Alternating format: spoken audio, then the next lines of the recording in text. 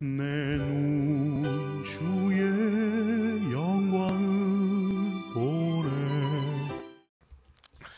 불과 일주일 전까지만 해도 크게 호산나 호산나 외치며 또 종려 가지나무를 흔들고 자신의 겉옷을 벗고 예수님을 예루살렘의 입성을 맞이했던 환영하는 군중들이 있었습니다. 그런데 그들은 한순간에 군중 심리에 휩쓸려서 예수님을 십자가에 못 박으라고 외치는 사람들로 변해버렸습니다.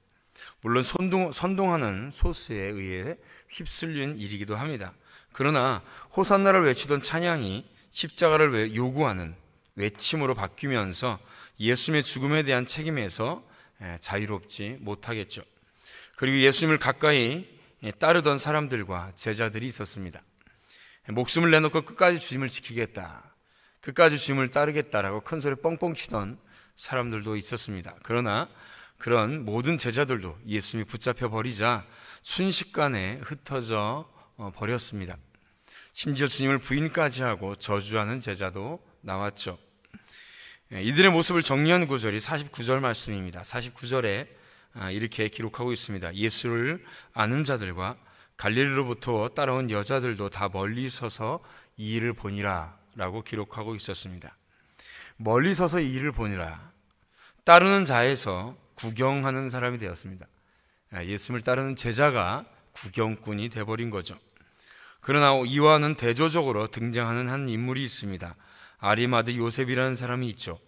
성경은 이를 하나님의 나라를 기다리는 자라고 소개하고 있습니다. 예수님이 죽으신 이후에 사후 처리에 대한 문제가 대두되었습니다. 죄인으로 죽었으나 유대교 법에 따르면 제대로 장례 절차를 치루어줘야 됩니다. 신명기 21장 22절 23절에 보면 나무에 달려 죽은 죄를 지어서 죽은 사람도 밤새도록 두지 말고 그날이 지나기 전에 장사하게끔 되어 있습니다. 또한 그 다음 날이 안식일이죠. 그렇기 때문에 이 장례 문제가 있었던 것입니다. 그런데 여기에 손을 들어서 자원했던 사람이 바로 요셉이란 사람입니다. 그는 공회 의원이었습니다. 우리 신약에서 공회원이라고 번역한 단어는 사내들인 공회를 의미하죠. 유대교의 최고 종교 통치 기구였습니다. 유대교의 대법원 같은 것이죠. 선출된 랍비의 무리들이 의원을 형성하고 율법에 따라서 재판하고 중요한 사항에 대해서 결정하는 기구입니다. 그리고 요셉에 대해서 선하고 의로운 사람이라고 소개하는데요, 그 선하고 의로운 사람이라고 소개했던 근거가 뭐냐면 공회의 결정과 시행 사항에 동의하지 않았고 그들과 달리 하나님의 나라를 기다리는 자라는 것입니다. 예수를 죽이려고 했던 기관의 사람이 예수님의 시신을 장례하는 일이 벌어진 것이죠.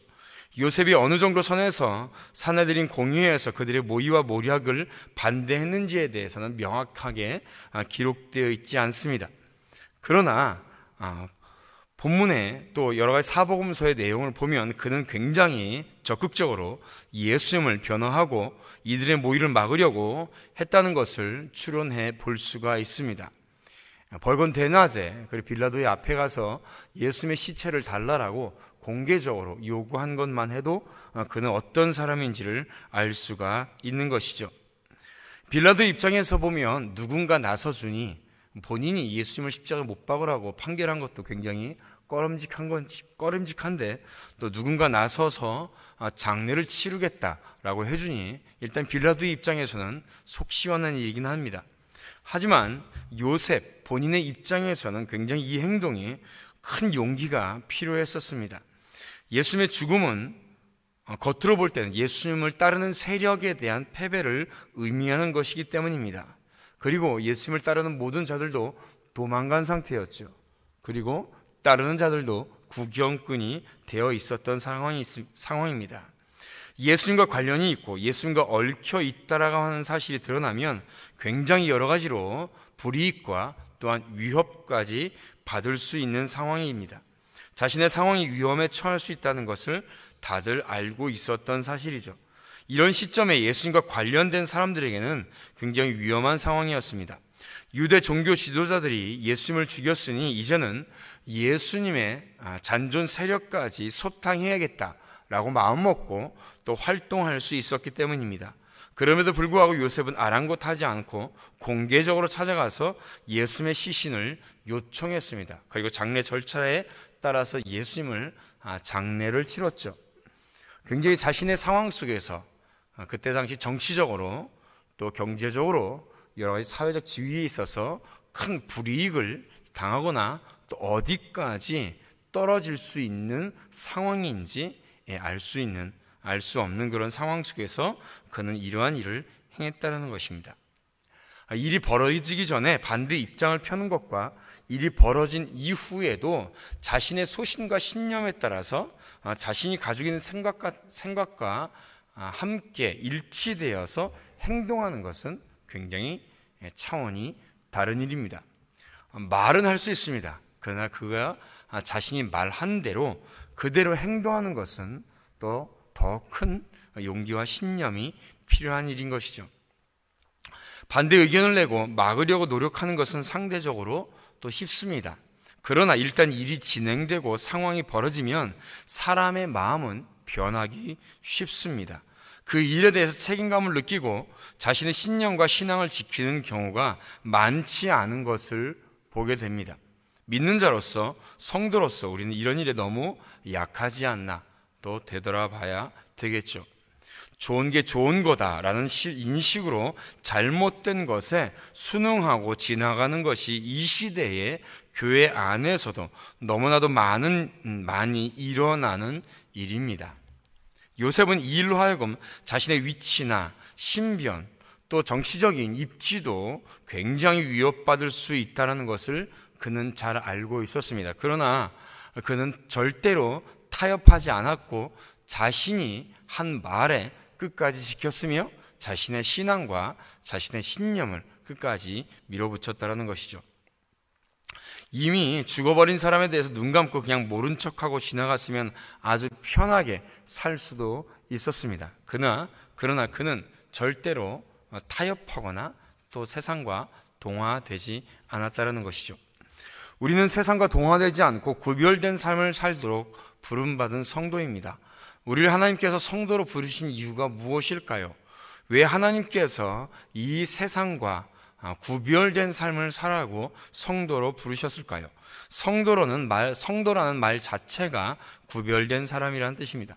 에베소서에 보면 우리를 부르신 목적이 거룩하고 흠이 없게 하시려고 우리를 성도로 부르셨다라고 말씀하고 있습니다. 때론 동화되지 않는 것이 너무나도 어렵고 위험한 일이 되기도 하고 또 불이익이 되기도 합니다. 예수를 믿고 사느라 내가 손해보고 남들에게 뒤처질 수 있다라고 생각하기도 쉽습니다.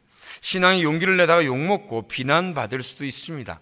그러나 욕먹고 비난받고 손가락질 당하는 것이 어찌 보면 이 땅을 살아가는 성도들의 삶의 모습이라는 것이죠.